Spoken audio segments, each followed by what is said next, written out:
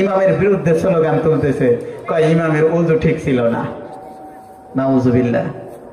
ইমামের বিরুদ্ধে সমালোচনা করে যে ইমামের বউ ভালো মতো পর্দা করে না, আর আবার নিজের বউ পর্দা করে না, ওটার দিকে কোনোদিনও তাকায় না। কথা ঠিক না? নিজের স্ত্রী কি করে সেই দিকে নিজের কোনো ভ্রুক্ষেপ নাই। ইমাম সাহেব স্ত্রী নিয়ে শহরে গেল কেন, এই নিয়ে তার মাথা ব্যথা শুরু হয়ে গেল। ও দোস্ত বুজুর্গ, যখনই আপনি আমি অন্যের একটা দোষ খুঁজতে শুরু করব, আল্লাহ পাক রব্বুল আলামিন ওই ব্যক্তিকে দোষের দোষ দিতে দিতে আল্লাহ পাক রব্বুল আলামিন তাকে দোষের মধ্যে ঘেরাও করে রাখবেন। আল গীবাতু আশাদ্দু মিনাজ জিনা। যখনই মানুষ একজন আরেকজনের জন্য গীবত শিকায়ত শুরু করে দেয়, জেনার চেয়ে বড় গুনাহ ফেরেশতা তার আমলনামায় লিখতে শুরু করে।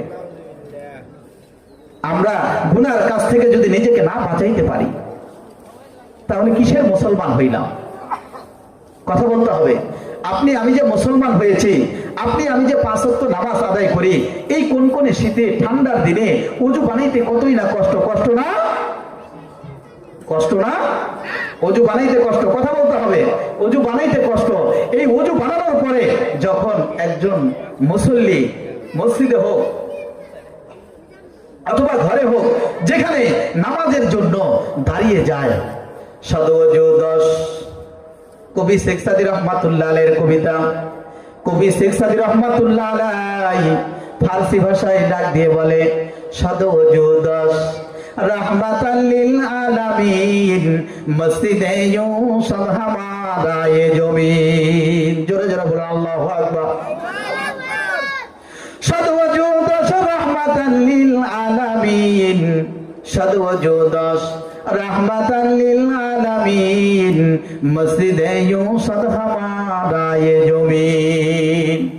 ওই বান্দা যখন এই কনকনে শীতের মধ্যে ঠান্ডা পানি দিয়ে ওযু বানায় নিজে পবিত্রতা অর্জন করার পরে নামাজের মুসল্লায় এসে দাঁড়িয়ে যায়, যখন বলে আল্লাহু আকবার, ফেরেশতারা সঙ্গে সঙ্গে উড়াল দিয়ে আল্লাহর কাছে যায়, বলে আল্লাহ, আপনার এই বান্দা দুনিয়ার বুকে আরামদায়ক বিছানাটা ছেড়ে দিয়ে কষ্ট নিজের অন্তরে স্বীকার করার পরে ঠান্ডা পানি দিয়ে পবিত্রতা অর্জন করেছে।